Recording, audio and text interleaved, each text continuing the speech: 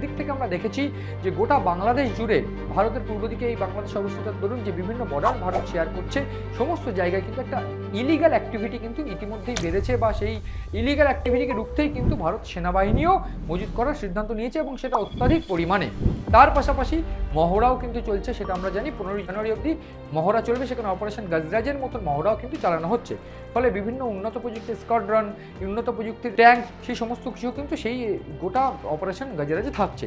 এর পাশাপাশি যেটা গুরুত্বপূর্ণ, যে আমরা জানি আওয়ামী লীগ, যেটা বাংলাদেশের অভ্যন্তরীণ রাজনীতিতে অত্যন্ত গুরুত্বপূর্ণ একটা অধ্যায়, আওয়ামী লীগ তাদেরকে ব্যান করে দেওয়া হয়েছে, নির্বাচন ঘোষণা হয়েছে জানুয়ারি ফেব্রুয়ারি মাসে বাংলাদেশের। কিন্তু এরই মধ্যে আওয়ামী লীগকে নিয়ে যে মাথাচাড়ার কারণ, বা আওয়ামী লীগকে কোথাও গিয়ে ভারত প্রবেশ করাতে সাহায্য করবে, ভারত কিন্তু তাদের এন্ট্রি করতে সাহায্য করবে, এই ভয়টাই কি কোথাও পাচ্ছে? এই প্রশ্ন উঠছে। তার কারণ আওয়ামী লীগকে ব্যান করে দেওয়া হচ্ছে, শেখ হাসিনাকে ফাঁসি দেওয়ার সাজা দেওয়া হচ্ছে, শেখ হাসিনাকে ফেরত চাওয়া হচ্ছে, এটা বিচারাধীন প্রক্রিয়া। কিন্তু আওয়ামী লীগকে যদি আশ্রয় দেওয়া হয়, তাহলে সেক্ষেত্রে বাংলাদেশ চুপ করে থাকবে না, বাংলাদেশ সেভেন সিস্টার্সকে আলাদা করে দেবে। এই হাসনাত আবদুল্লাহর এই মন্তব্য, বা বলা ভালো ইউনুস ঘনিষ্ঠ হাসনাত আবদুল্লাহদের এই মন্তব্য, সেটা যে কোনোভাবে ভারত ভালো চোখে দেখছে না সেটা স্পষ্ট। তার পাশাপাশি এক্ষেত্রে আমি একটু বলে দিতে চাইবো, বিদেশ মন্ত্রকের তরফ থেকে কোনো বার্তা না এলেও ভারতের অন্যতম রাজ্য আসামের মুখ্যমন্ত্রী কিন্তু পরিষ্কার করে বলে দিচ্ছেন, বা হিমন্ত বিশ্ব শর্মা পরিষ্কার করে বলে দিচ্ছেন, নাহলে 14 বার জন্মাতে হবে বাংলাদেশকে যদি ভারতের উপর আক্রমণ করতে হয়। ভারত কিন্তু একটা নিউক্লিয়ার শক্তিধর দেশ, ফলে ভারত পরমাণু শক্তিধর দেশ হওয়ার দরুন ভারত যদি কোনো রকম হামলা করে, ধারে ভারে ভারত কিন্তু বাংলাদেশের থেকে অনেক এগিয়ে রয়েছে।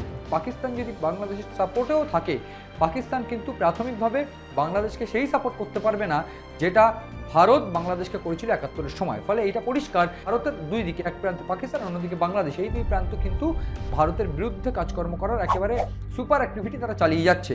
ঠিক সেই মুহূর্তে বাংলাদেশে নির্বাচনও রয়েছে, এবং সেই নির্বাচনে যদি জয়লাভ করতে হয়, জামাত এবং এনসিপিকে একসঙ্গে জোট করে তারা যে লড়াইটা লড়ছে, সেইখানে দাঁড়িয়ে বিএনপির বিরুদ্ধে যে লড়াই তারা লড়ছে, ভারত বিরুদ্ধতা দেখাতে হবে, এবং ঠিক সেই ভারত বিরুদ্ধতা দেখিয়ে একটা আই ওয়াশ করে তারা ক্ষমতায় আসতে চাইবে, এবং মৌলবাদের যে আঁকড়া সেটা বাংলাদেশকে বানাতে চাইবে বলেই কিন্তু ইতিমধ্যে মনে করা হচ্ছে। এবং ঠিক সেইখানে একমাত্র বাধা হচ্ছে ভারত।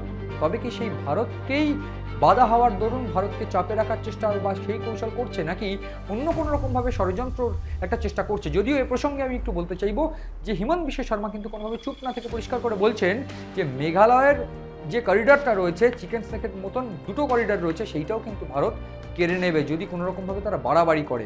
চিকেন স্ন্যাক তো যেমন তার স্বপ্ন রয়েছে, সেই স্বপ্ন কোনোদিন যেমন সত্যি হবে না, তার পাশাপাশি বাংলাদেশ যদি বাড়াবাড়ি করে, সেক্ষেত্রে সেই দুটো যে করিডর রয়েছে মেঘালয়ের আশেপাশে, সেই করিডরও কিন্তু তাদের হাতছাড়া হয়ে যাবে। ফলে এটা পরিষ্কার যে ভারত কিন্তু কোনোভাবে চুপ করে বসে থাকছে না, ভারতের একেবারে পরিষ্কার হুঁশিয়ারি বা হিমন্ত বিশ্ব শর্মার হুঁশিয়ারি সেটা আমরা দেখছিলাম। ফলে সব মিলিয়ে দুটো বিষয় এখানে অত্যন্ত গুরুত্বপূর্ণ। এক, অভ্যন্তরীণ রাজনীতি। দুই, অভ্যন্তরীণ রাজনীতি করতে গিয়ে বাংলাদেশের যে জঙ্গিবাদ প্রবেশ করছে বা যে জঙ্গি কার্যকলাপ শুরু হয়েছে, সেইখানে দাঁড়িয়ে হাফিজ সাইদ সম্প্রতিকালে আসবেন এরকম একটা বিষয় শোনা যাচ্ছে গোয়েন্দাদের তরফ থেকে, যদিও তার সহচর ইফতিজাম জাহির এসেছে।